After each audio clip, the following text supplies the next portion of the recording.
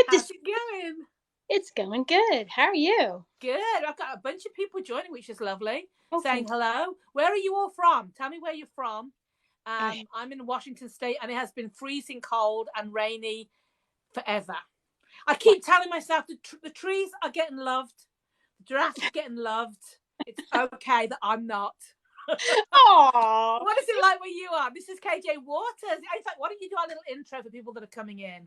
yes. And hello, David. Hello, Jacqueline, who are coming in on my We side. have And, Gerard Butler in here. Hello, Gerard. oh, no way. Okay. Isn't he like your favourite?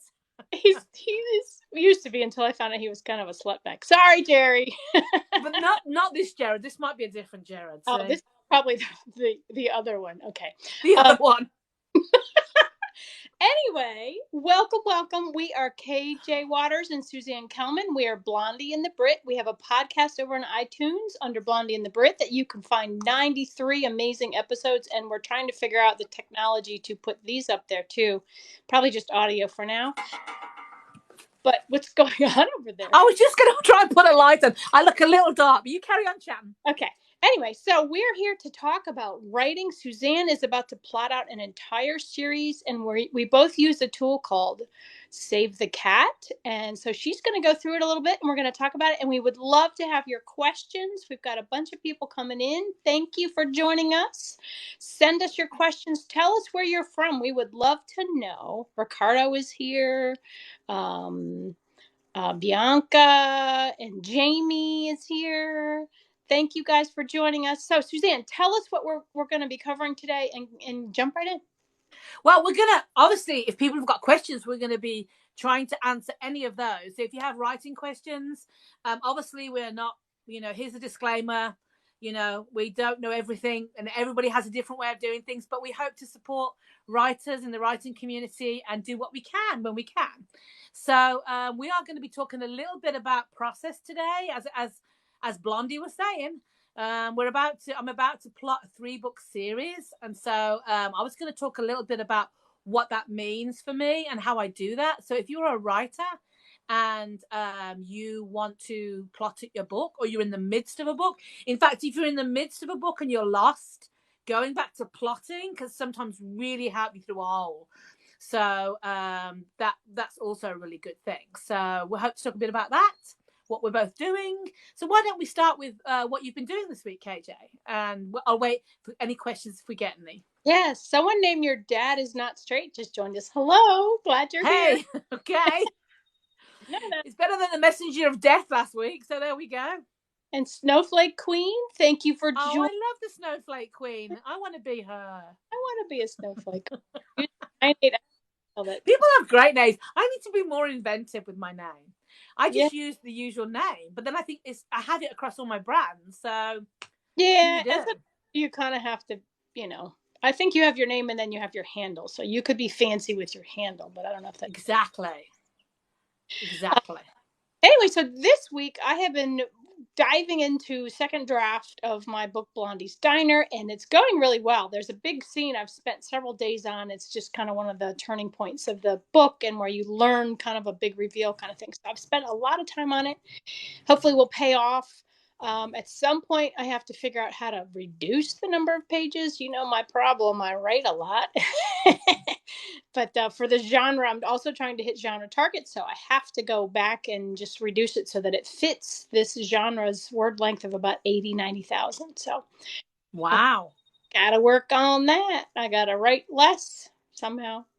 But what about you? Most people, it's the other way around. But but your genre, that isn't unusual. Yeah. I heard somebody say the other day that they wrote fantasy, and 270 first draft wasn't unusual for them. And I thought, wow, it's such a lot, so many words. But if you're world building, I mean, it takes a lot to build a house, right? You got to build a whole world. Exactly. Yeah, my time travels are longer, so I'm used to writing it. This one is more cozy mystery, women's fiction, and so it's shorter. And so I'm trying to just, trying to figure it out. But what about you? What'd you do this week? Nothing. Well, that's not true. Monday, nothing at all. Monday, I sent my latest manuscript back to my editor, and it felt so good to put that in the email, because you know what it's like. I'm at fifth draft, fifth draft, and it's a load of crap right now. I'm like, I almost feel like writing, "Dear Isabel, here's a load of crap. Hope you enjoy it." But I didn't. I held back. But that's how I feel about now in the process, because I've read it so many times. It's still not really where it really does get better towards the end. Like, you have this little bit for me in the editorial process now. Then by the time we get to about the next edit or the edit after that, it starts to feel better. But I'm not quite there yet. So just feels like a load of crap right now. But that's okay. This is what my husband always says: trust the process. Because I say the same thing every time. I'm like, it's a load of crap. He goes, trust the process. You say this every time at this point. That's great. That's okay. I'm going to trust the process. Otherwise, you just quit. You'd be like, it's just crap. And then you never publish anything. So. Well, I wonder how many people do that. That's what makes me sad. I wonder how many people write their first novel and look at it so many times that it becomes crap to them, and then they never send it out. I think because I always say that is absolutely part of what I go through as part of my writing process, is actually feeling that feeling of this is not worth anything. And I think that everybody has to kind of work their way through that, is that the same for you, Cage? Yeah, the chapter before this one, I was just like, why am I writing this? This is so bad. And it's just because I've read it 3 or 4 times, and you've worked on that chapter for hours and hours, and you're just like, there's nothing new in it. I like to see something new or something creative. And so, there's something called imposter syndrome. And I think every author has it, especially if you had a first novel that went well and then you're trying to write your second book. It makes it really hard to is it as good as the first one? And it's probably second books are hard. I'm convinced that second books are hard to write, just because you spent so much time crafting that beautiful first book. Well, most people do, not everybody, but I did, and a lot of people do. And then you send it out and it's your baby and you love it and everything. And then you got the first time cover reveal and all that stuff. And then you come to write the second one and you're like, and then you're looking at a first draft of your second novel and you're like, this doesn't even compare. And that's because you're looking at a 17th draft of your first book and the first draft of your second book. And of course they don't compare. But that's kind of that's, what often happens is you just compare yourself. And so I think my second book was the hardest book I ever wrote. Now it gets easier. Some books are harder because for me, I have different reasons. Sometimes it's harder for me because I am struggling with the research. It's, because I'm writing history, I put a bomb in the wrong place, or I put a death in the wrong place, or I kill Winston Churchill when he shouldn't be dead. I don't know, whatever it is, I do something wrong, and then that screws up my timeline. And then, because here's the thing, you can't mess with the real timeline of the world. And so because I'm writing about the real timeline, it's sometimes that really can screw me up. And then I have to really backtrack and move things around, and can I get away with this? Can I do, it's horrible. And so sometimes a book for me feels like that because there's a lot of that going on. And then sometimes, the last book I wrote, I was in love with that book from the beginning to the end. The one I've just written, the one I just sent off, I really struggled through that book. It's really interesting. Every book for me is a different process. So what about you, Kay? Do you have different feelings with different books? Yeah, I think that's great advice for especially newer writers to hear. Even though you're a super successful author, you still have struggles. It's super successful. Super successful author. Super successful. That's a whole different. That's a whole different book. Carry on. whole different live that is. But we're not even talking about that. No, for me it does feel different. I mean, I'm in a whole nother world. Like the Stealing Time series, when I go to write book 4, I'm in that world and I've built it for so many years. It's like these people talk to me right away. I'm working on a new series with new people, new place. And it's harder because they don't talk to me as much. I'm like, wait, where are you? Who are you? And what's going on? I'm still trying to sort through some of that. So there's a little difference. So for you, it's more like the character thing. It's just getting to know the story more that you struggle with. Yeah, well, I wouldn't even say it's a struggle. I just said it feels different because it did, when I go to write the 4th book of a series, you are immersed in that world. You may have to refresh memory, but it's all all of the situations and how everything works is kind of set up already. You start a new series, you're starting from scratch with the people, the places, events, what's going on. So anyway, it is different, and it's more freeing. I don't have historical fiction that I have to follow. I do pick elements of historical fiction they have to stick to, but the That's rest is true. You had Jesse James in one book, right? Jesse James, So Jesse you and had Frank. to follow his real life story, right, when you were writing Yeah, it? Yeah. yeah. Well, and the interesting thing that I chose that time period for Jesse James was that he was hiding out from the Missouri law. He'd already done some bank robberies and things, and so Wow.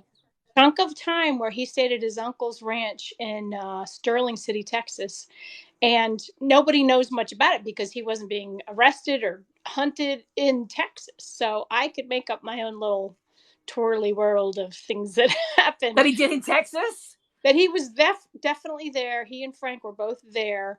But you Um, don't know what he did, so you had a little bit of freedom in that. with that, yeah. So I mean, to me, that. Cool. And I have Quanah Parker in the book, who's a very famous Native American. He's touted as the last Comanche chief. Um, Wow. due to that, but he was in the area at the time. But it's not like they have a day by day. Here's what he was doing. It's not like it's not written down anywhere necessarily. So I was able to toss him in there for a few things too. So anyway, so I would like to get to the subject matter. We're talking about struggling through our drafts, and Suzanne is now using a very important tool that we have both really enjoyed. Important tool. Tell them about the importance. I will, yeah. So if you are writing, and I'm not sure if you are, let us know your writing questions as we chat to you. But if you are at the beginning of your writing process, this is really a great, might be great for you. Also, if you're stuck in a project and you can't get forward, this might be great information for you. But there is a book, and I'm going to give you her name because she's fabulous. There is a screenwriting book first called Save the Cat, which is basically, it's a strange name for a book, but it's because for a book, but it's about how you get on the side of a bad character by making them save the cat. That's how you connect with them. You have them do a save the cat moment. So that's where that actually comes from. But a few years ago, a woman called Jessica Brody took that formula, the screenwriting formula of Save the Cat, and created it for novel writers, which is great because I was actually using that form, and it's a very, very simple way of plotting a novel. So it just helps you know where you are at what point. If you're I'm starting out with 3 books this next week, I wouldn't even know where to start. I'd be so panicky about where is this going. But because I have this, like, I see it like almost like a washing line to hang things on, that I can start putting things in the places, and then that lets my creative mind pull things together. So what this does is it kind of builds a loose structure foundation for you, and then that enables you to let your mind like figure out everything else. And this is great if you're a pantser too, even if you don't actually plot a lot. I think putting out the 15 beats is really worth doing. So if you're new to writing or you're new to the creative process, most stories are written on the 3-act structure, right? So that's the first act, the second act, the third act. And that comes back from storytelling from the ancient Greeks and what we expect and all this kind of thing. And so you want to, if you're going to write a book, it's good to look at the 3-act structure. But what Jessica does is she breaks it down into 15 beats. So you're not having to think about the whole thing in one. You're breaking it into little biteable chunks, And so the first act, as most of you may or may not know, I know you know this, KJ, is kind of like the before world, and the end of the first act is the catalyst, the thing that happens that pushes somebody into the next world, into the adventure part of the story. So we have the known world to start with in that first act. Then we go into second act, which is a completely different world. So one way, if you're a visual person, if you ever saw the movie Back to the Future, you'll remember that the first part of that movie is the fact that, McFly, he's kind of like trying to find himself and he's out with a doc. And then literally act 2, he's thrown back into the 1950s. And if you go back and watch that movie with now knowing story structure, you will completely see the change, not only in the music and the way that it's filmed. You are so in act 2. And so it's like that. If that helps you kind of figure out what I'm talking about, that's what we're talking about, act 1 and act 2. So you got any questions, KJ, before I really break down the beats for act 1? No, I think that's great. And now you make me want to watch Back to the Future again. I Actually, love I that have movie. Back to the Time travel Future. I is have my that thing. set So. out for screenwriters. I actually teach from Back to the Future because it's a perfect, an absolutely perfect way that Shut up. of Then it is. It's really perfect structurally. So anyway, so there's send it 15 to bits. me. I So need to Act see that. One. Sorry, we're lagging a little bit. I I don't know said if I need you're to in see the. that. Send that to me. I will. I will. I'll send it to you. All Great. right. So Act One is all about, like I said, the before world. So you and I have talked about this before. If you can have a beginning image for your character and that bookends with an end image at the end of the story, and you want to talk about yours so that you can explain that a little bit, because I know you just did that in the novel you're writing right now. Yeah. I talked about this in a different week, but in Blondie's Diner, and I learned this from Suzanne, is that you're trying to do bookends so that the story starts with a visual image and then it ends with a similar but improved image, kind of representing everything that that character has been The through during the journey. story. And so with mine, I have the journey, right? And so in mine, I have my main character is leaving a bad relationship. She's moving out of this house and she's walking down her driveway that has camellias, and camellias bloom all winter. And this is spring, and so there's one remaining flower that she pulls off the vine and puts in her hair, and the rest of them are decaying on the ground, much like her relationship and everything that happened to get her to the point to want to leave that spot. At the end of the book, I have her planting in a new place, new camellia bushes with new fresh flowers, and something that brings you back to that image, but you see everything that she's come through, with the things that she's built in her life now, addressing those inner and outer conflicts. So, Yeah, and it's subtle. I mean, not everybody's going to pick up on that when they read your book, and it can be really subtle like that, but it's really cool to sort of, in your own mind as a writer, to have that sort of visual. What is a visual that can show that journey for somebody who's picking up on that kind of thing? So it says the opening image is yeah. 0 to 1% of your book, and it's the before snapshot of your hero and their world. So that's how Jessica talks about that. And so so the next two, number two, isn't really it isn't really, well, I'll read it actually. I can say it's theme stated. Now every book should have some sort of a theme.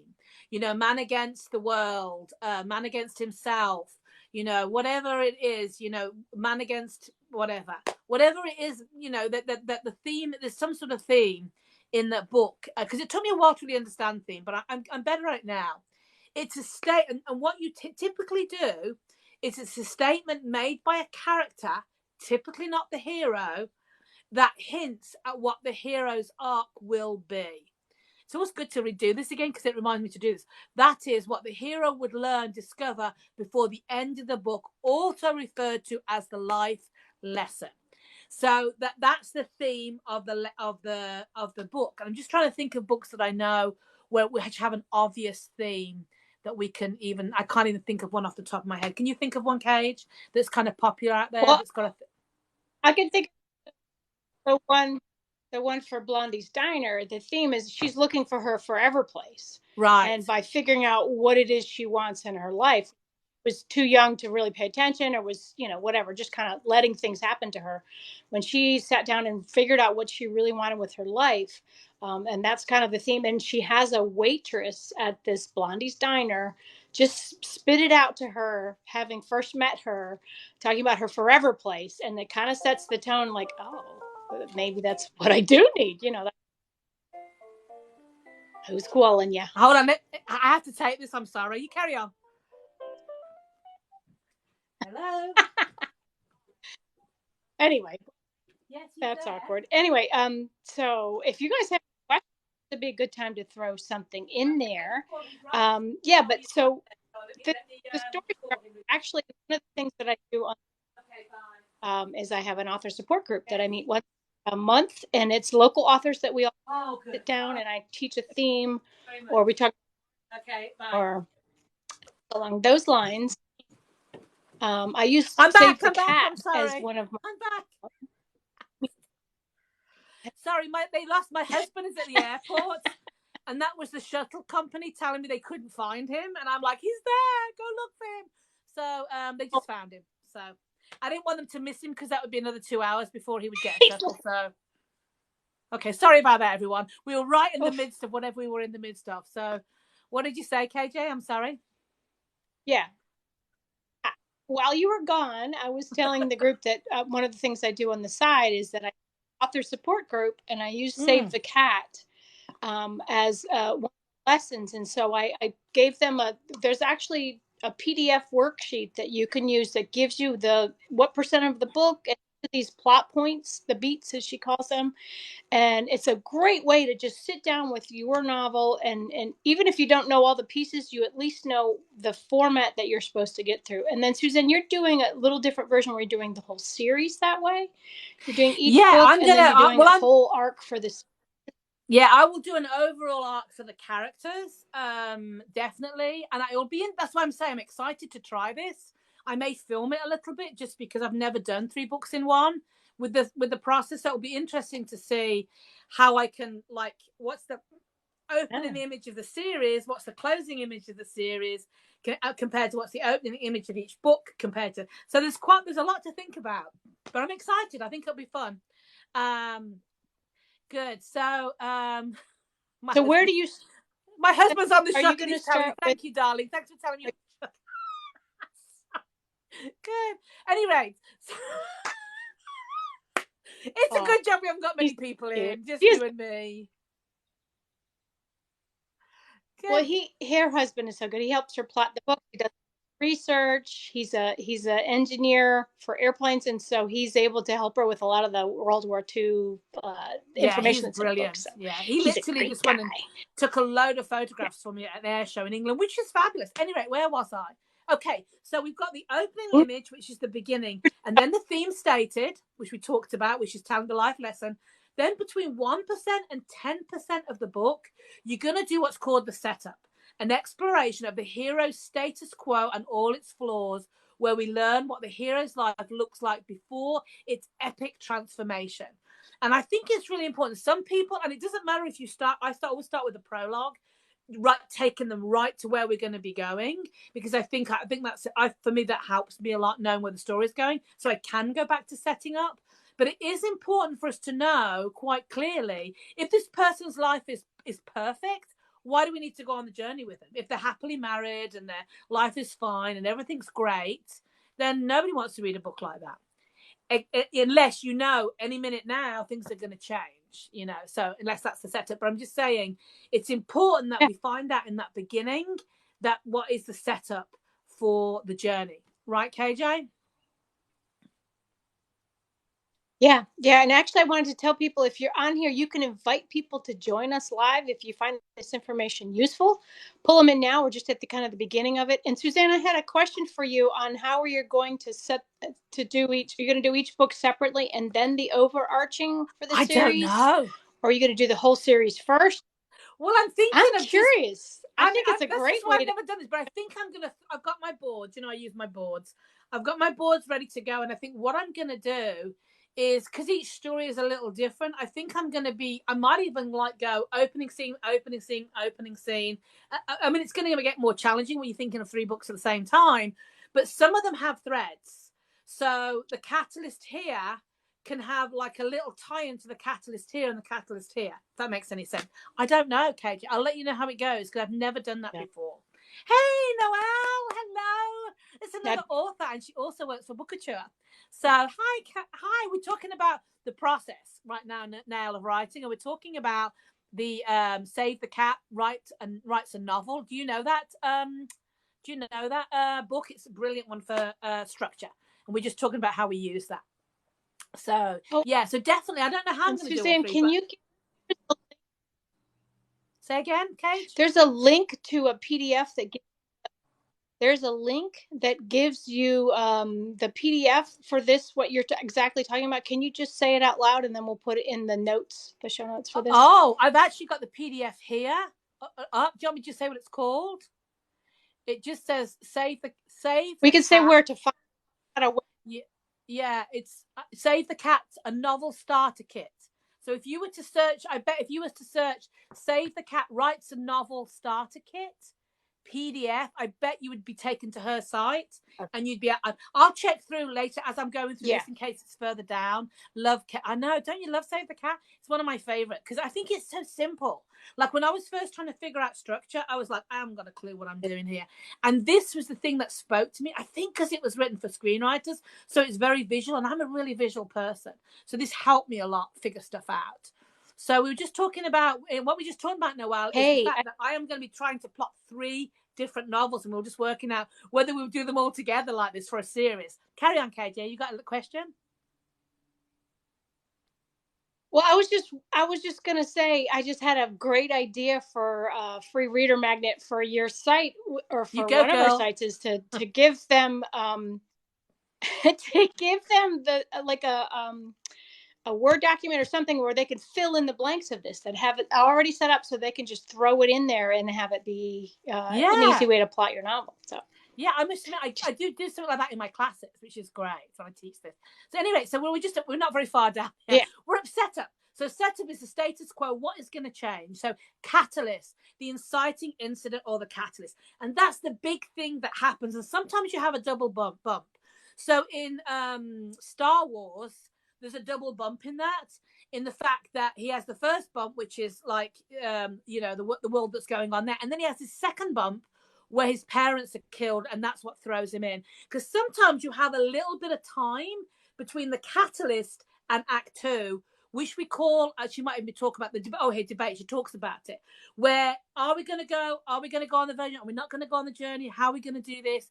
And a lot of novels have that. And then sometimes that B character is the one that pushes you into Act 2. Sometimes it's another way around. But you definitely sometimes have that debate. You don't always jump. Like the thing happens, and you don't just always jump straight into Act 2. Sometimes there are things that have to happen for you to get to that place. And a double bump, like add more pressure onto that character to go to Act 2, is a really great way of building like pressure within the story to push people even more, connect people more into the story as they go. Yeah. So shall I carry on? Great. And she's got debates here. So yes, the catalyst should be 10% of your story. So we've got setup 1 to 10%, catalyst 10%. Then we've got debate, a reaction sequence in which the 2 heroes debate what they will do next. That's what we just talked about. Okay, and then we break into Act 2.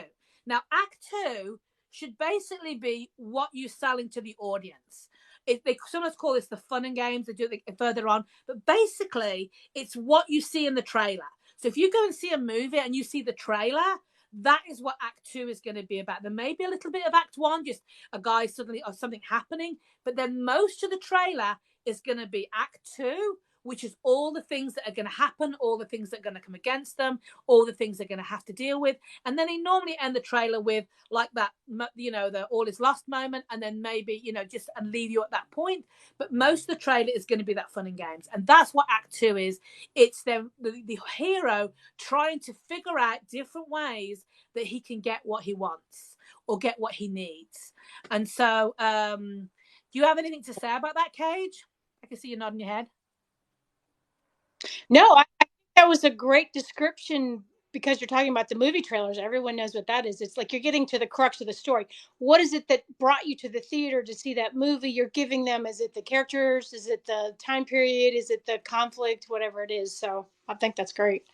Yeah. So that beat is Act 2. Beat 1 is break into 2.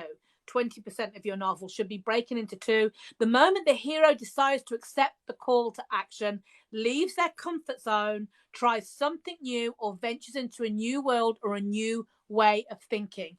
It's a decisive action beat that sequences the status quo, that separates the status quo world, Act 1, from the new upside down world of Act 2. I read all of that because I love the way she wrote that. So now we're in Act 2. So the 7th beat is B story. Now, often my B story character is the love interest. Sometimes it is the best friend. Sometimes it is, but it's often stories you want that B character. I often put them in because I need to, in a screenplay, you use them often because you need to be able to hear what that character's thinking. When you're watching a screenplay, you don't get to hear what the character's thinking as you do in a book, right? So the way that we hear that in a movie is we have the best friend who sits down and go, what are you going to do about that? And then we hear what's going on in the character's mind. We can't do that in a movie. So that's why a B character is always really important. In the no, I haven't. I'm sorry, I got distracted by a question. I haven't read Into the Woods, but you said about, yes, I was just learning about that on Bookachua about the 5-act structure. Anyway, we'll talk about that in a second. I don't want to get distracted. So yes, the B character is often a love interest. I often make it the love interest or the best friend. So yeah. So no, I was just talking about a book by John York called, and it has the 5-act structure. Very good for writing, Into the Woods. Have you read that, KJ? It sounds very familiar, but I'm not. I don't think I have. I think it might be something I've scrolled across in the library app or something. Don't forget to like on the page. If you tap likes, it says to me here, if you more viewers can attract, more likes can attract viewers. Keep it up. So I don't know what that means, but please like it and it'll attract viewers. Like, so that would be. We're so new to live. We don't know what we're doing here. If you're joining us for the first time with Blondie and the Brit, we have a podcast with about 97 episodes, all about the writing process. We interview authors all the time on that. We did all these, and it was so amazing. We had so many great authors telling us about their process, their books, everything they do. So we've kind of moved to over to TikTok now, just because it's easier. We haven't got to do all the editing, which we used to hate. And it's fun, and we get to connect with other people, which is lovely, like this, live people. Thank you for sending some likes, Noelle. That's really cute. Okay, so where were we? Love it. So B stories. We're talking about Act 2. If you're just joining us, we're talking about story structure. If you write books or you write screenplays, we're talking about how to structure this out beat by beat. So the 9th beat, the 8th beat, is fun and games. We just talked about this. This is where we see the hero in their new world. They're either loving it or they're hating it, succeeding or floundering, also called the promise of the premise. That's what we were talking about. That's what we, at the beginning, this is what we, the promise of the premise is what did we believe was going to happen to them in the beginning, and this is it being outworked in Act 2.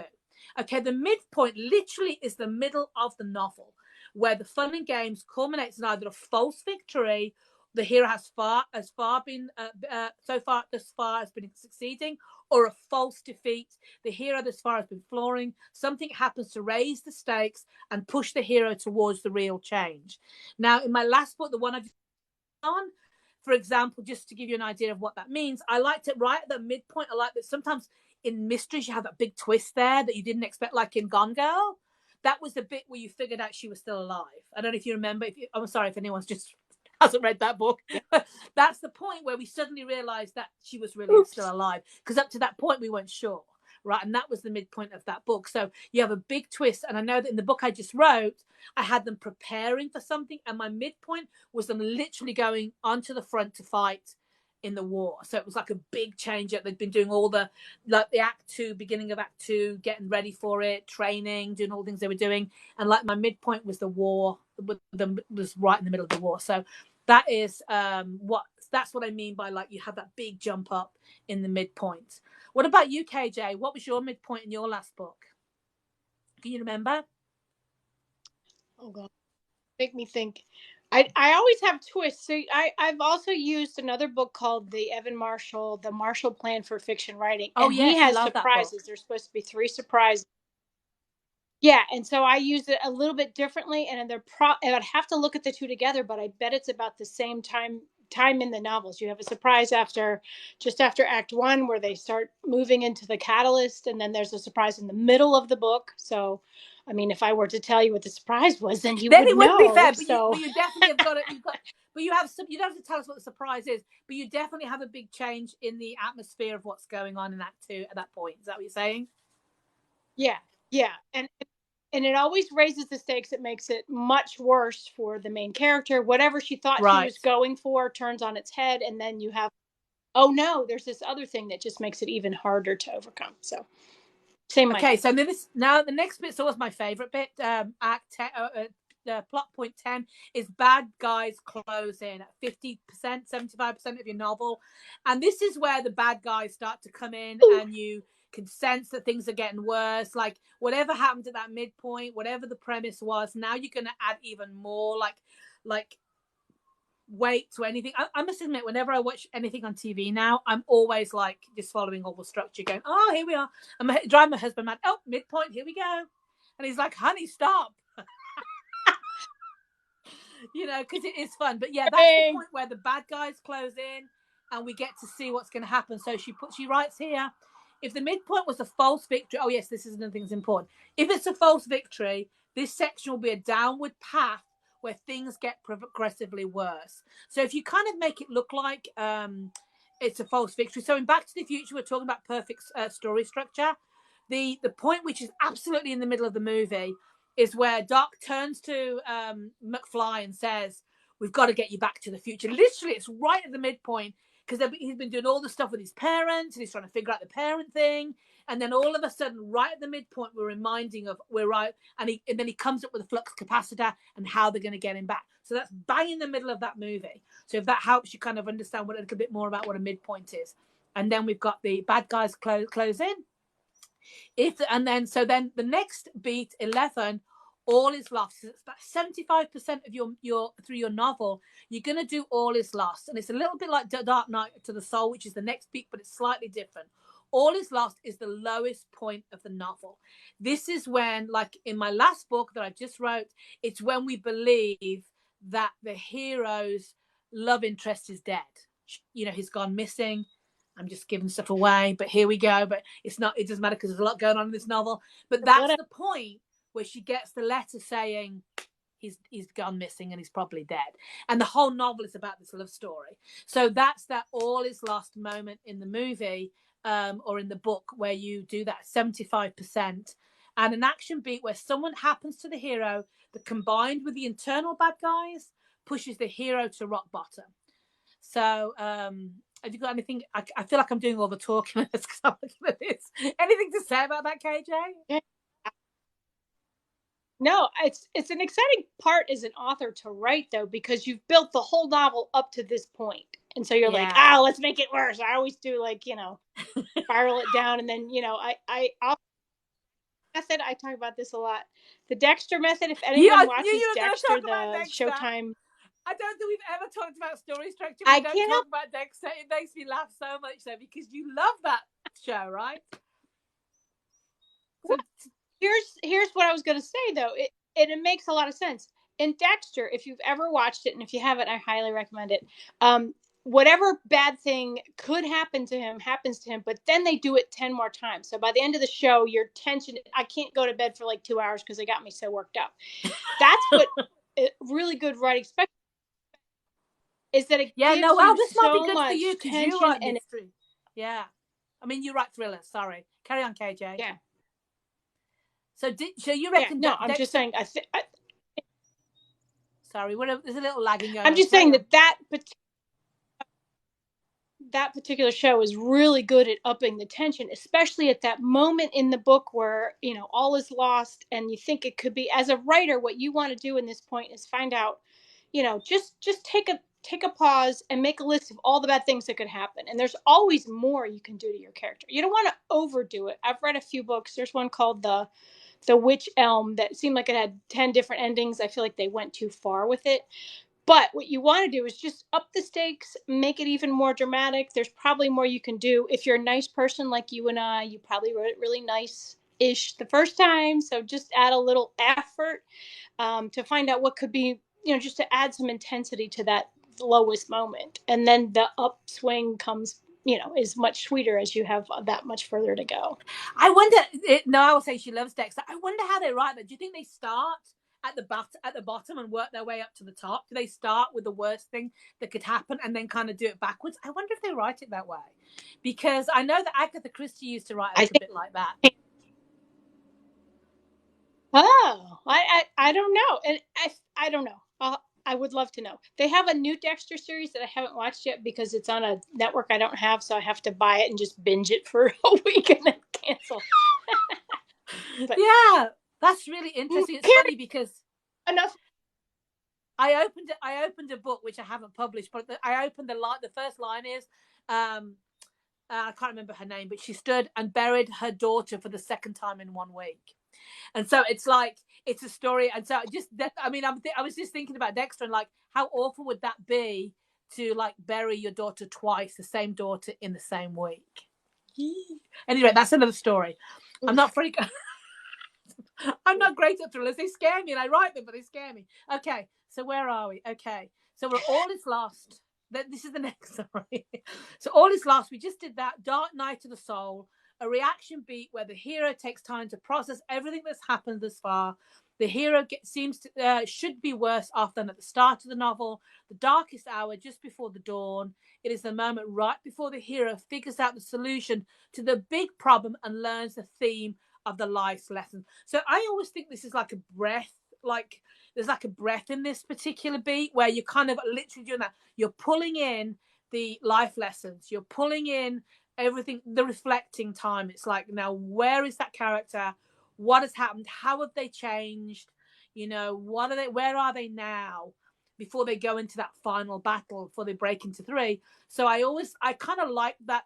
That's where I often do a lot of my not best quotes, but that's where I'll have quotes for my books often, because that's where it really feels like that's the moment where they're really like figuring out what this whole journey has been about. Is the dark. So it's one of my favorite beats, Dark Night of the Soul. How about you, KJ? Do you like Dark Night of the Soul? I do. Yes. No, I find it's really, like I said, it's different as a reader. As a reader, it's really interesting because you're like, oh no, what are you going to do? But as a writer, it's your chance to really make this work shine and have an impact on the reader and play with their emotions. I love just messing with my readers too. So nice. There's 2 elements there. Like, all right, hey, so there we go. So, what do you? We're nearly there. We're nearly at the end. Hold your breath. Break into 3. Break into 3. Act 3. The aha moment. The hero realize what they've got to do. What they must do to not only fix the problems created in Act 2, but more importantly, fix themselves. The arc is nearly complete.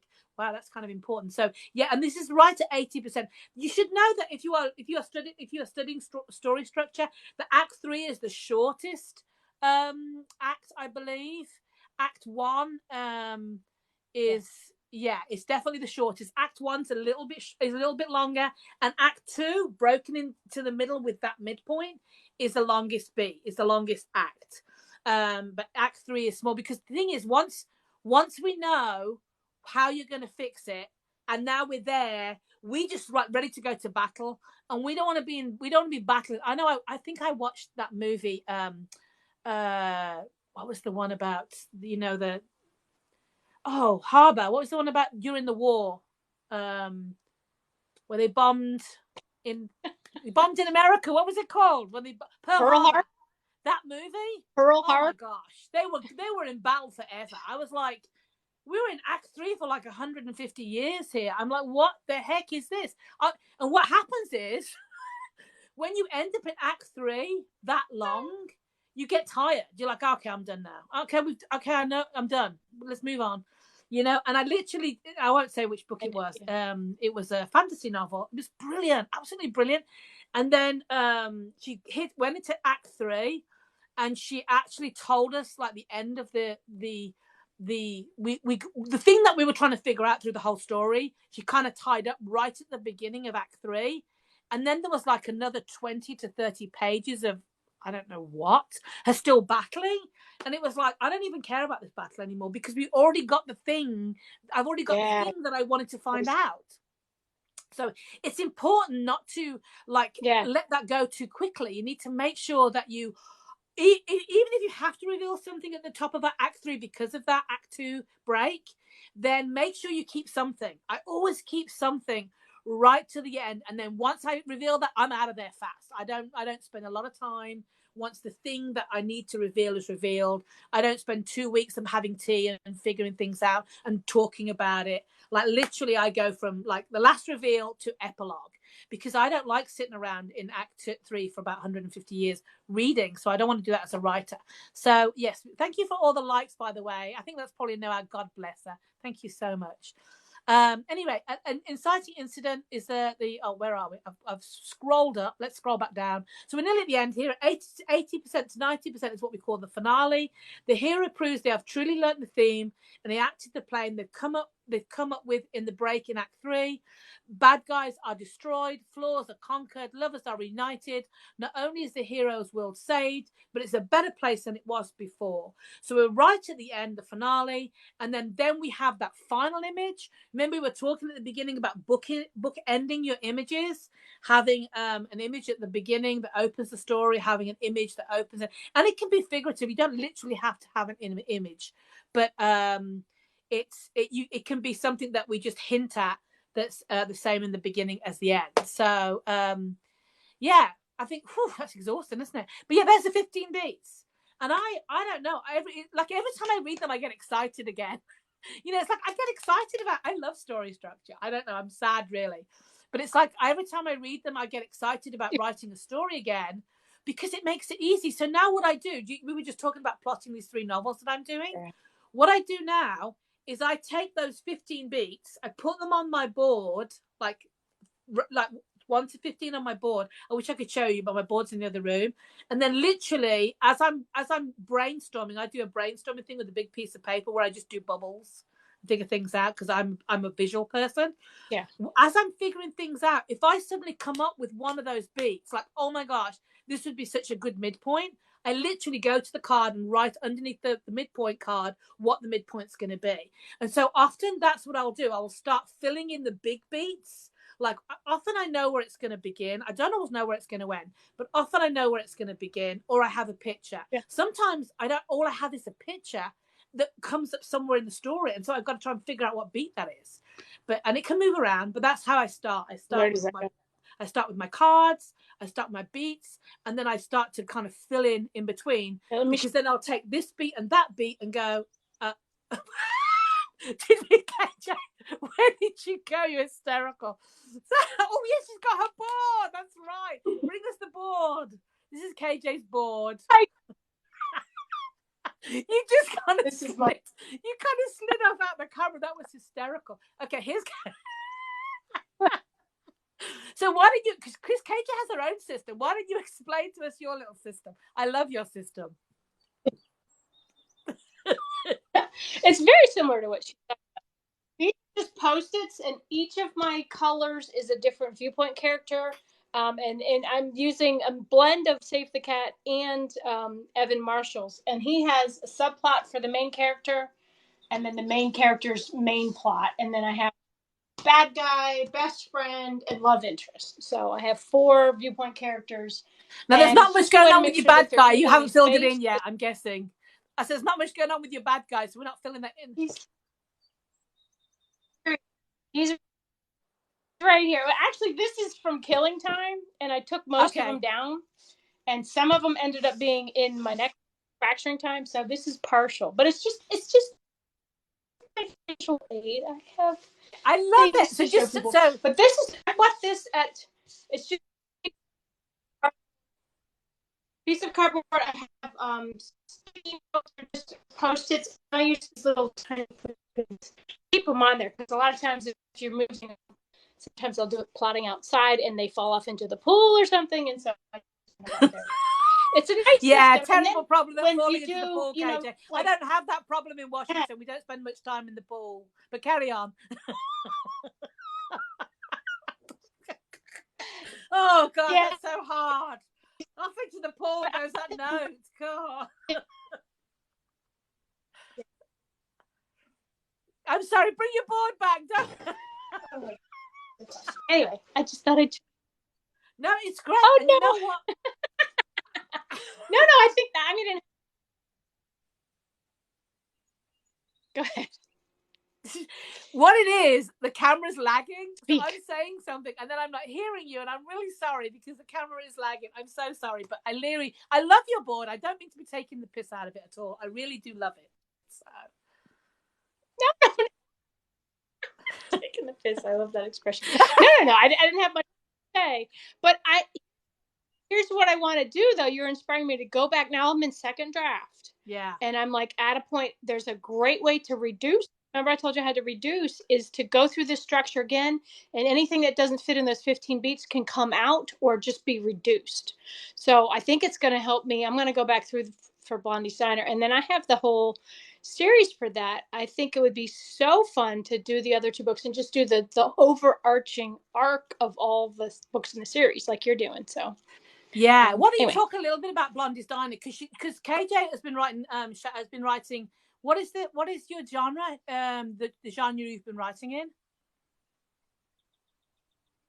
I usually write in time travel, sci-fi, like thriller, and then this book, Blondie's Diner, is more cozy mystery, women's fiction. So very much shorter, a little bit tighter, has a different tone to it. Doesn't have quite as much stressful thriller kind of things in there. So for me, I'm relearning. I'm just doing a different genre, so it's fun. New character. I love the premise. Why don't you tell us the premise? Because I love that premise that you have in that book.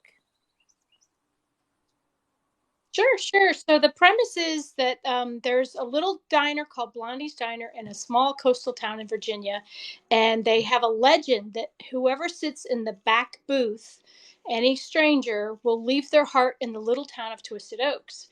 And so the main character, the first story starts with someone driving somewhere different. She's trying to get to Northern Virginia, and she has a terrible migraine, so she stops at the diner, chooses that little back booth, and then her whole world changes. All these things happen, and there's a little bit of, not really magic because it's not like witches or anything, but there's a little bit of the hand of fate takes a hold of her life and gives her what she needs and moves some other people into place to kind of fulfill their own needs as well. So and it all revolves around the diner, and then the B story is the owner of the diner, and he's actually missing when Nicole ends up there. So it's a way to kind of figure out where did he go and what happened to as the catalyst to get him missing or whatever. So that's and there's three right now. It's a 3-book series, right now.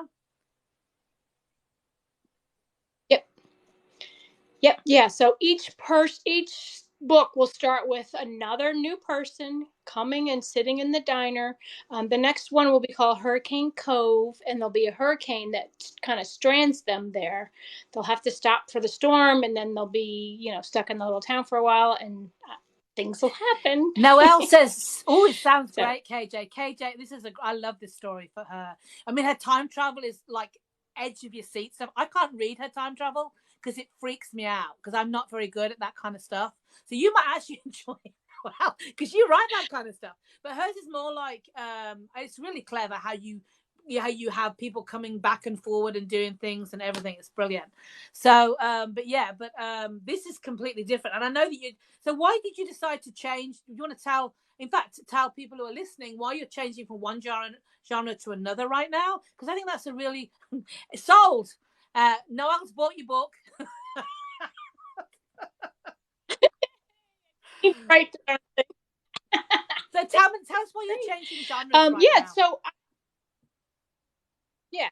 So my genre change. I'm also an author consultant, and I was doing some work for a pretty big name author, and she sat me down and said, I've read your books, and I feel like your voice is a little more of like a women's fiction cozy mystery. And I was like, okay.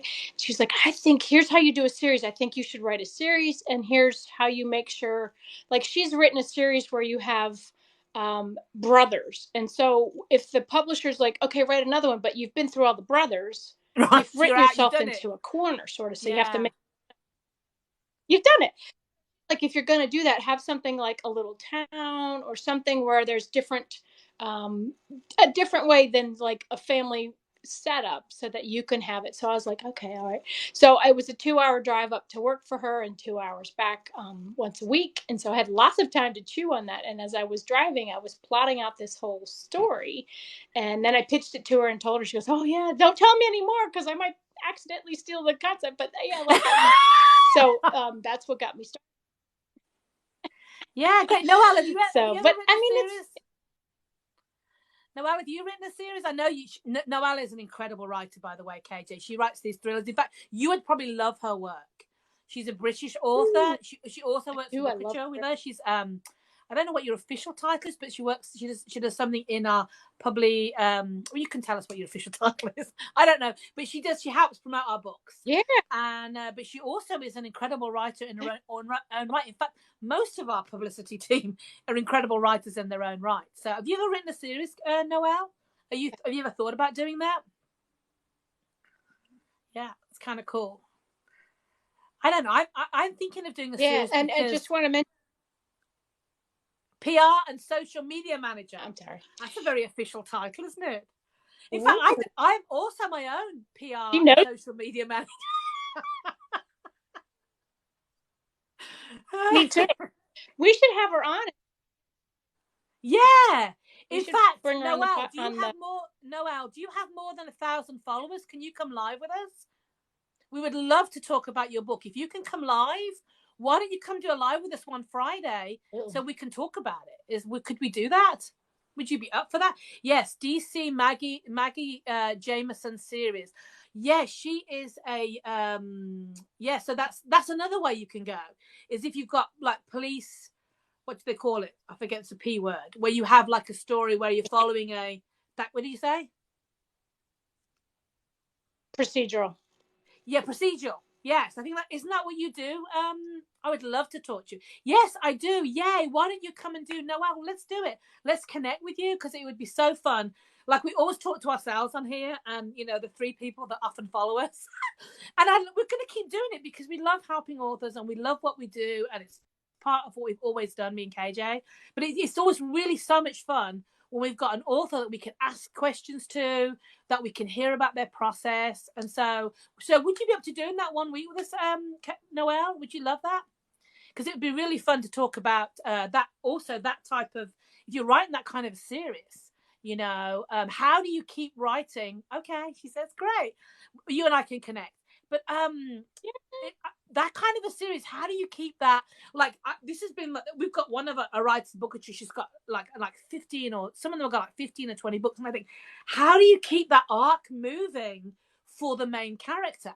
Like the whoever is the detective in that, or the team, without actually killing off somebody or doing something, how do you keep the reader, the protagonist, not from getting stagnant?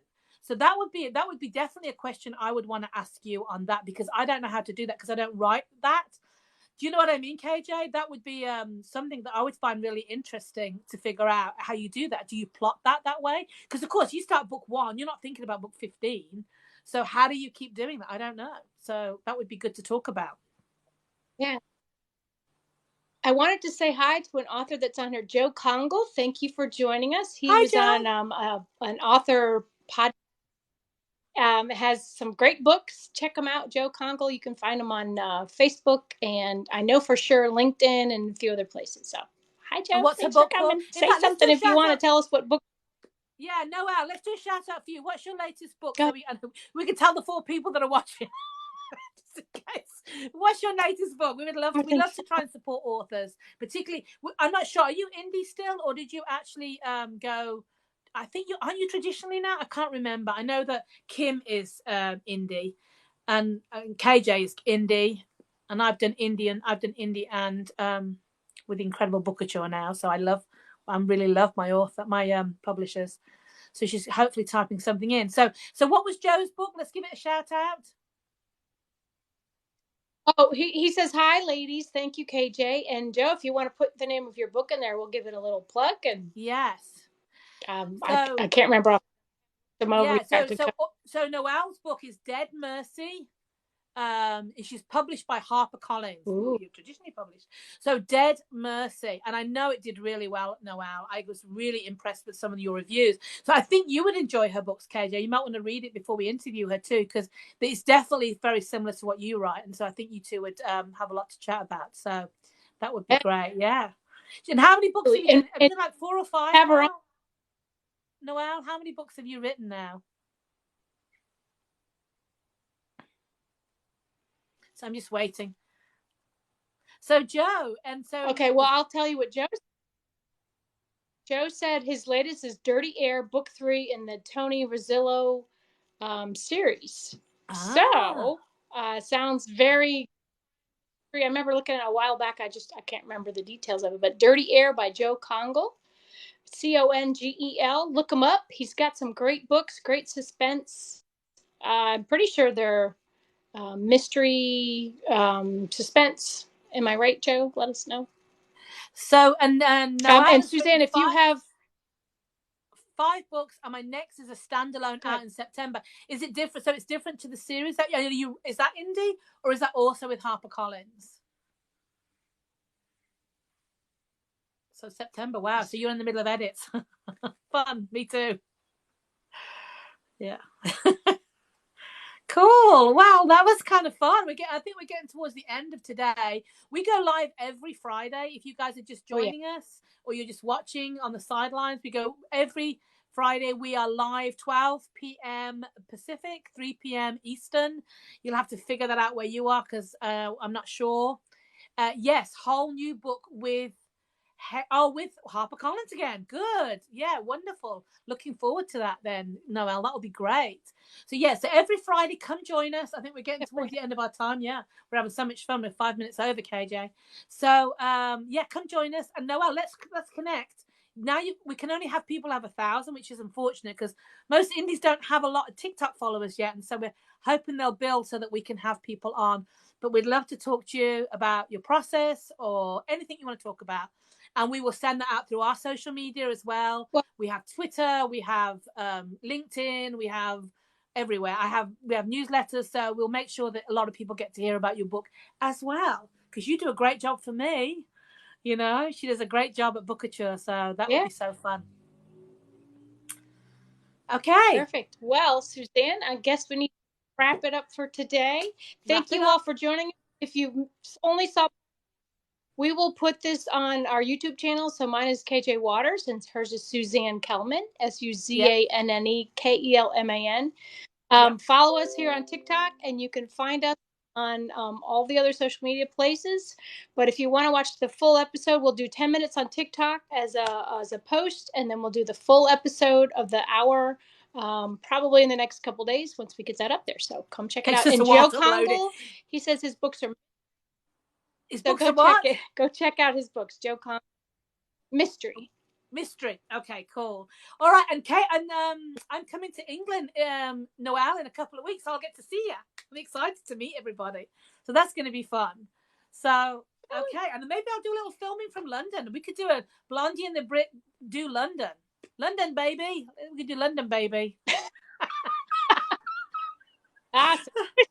Okay. So jealous. Yeah. All right. Okay, KJ. Well, it's been lovely. Noel, it's been lovely to chat to you. Thank you for coming on. And we look forward to doing something with you on here. That would be really fun. And you and I will catch up, KJ, afterwards. And everybody have a good time. Thank you for joining us. I hope you enjoyed a little bit about, if you're watching this afterwards on YouTube or somewhere else, hope you enjoyed everything we did about structure, and ask us any questions.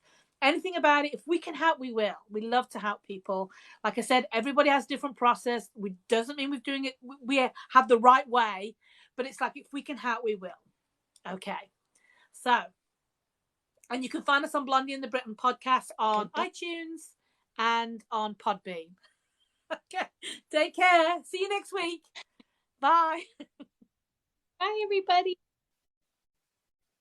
Hello, this is Blondie and the Brit of Writing, Publishing and Beyond. Join us on TikTok on Fridays, 12 p.m. Pacific, 3 p.m. Eastern. See you there.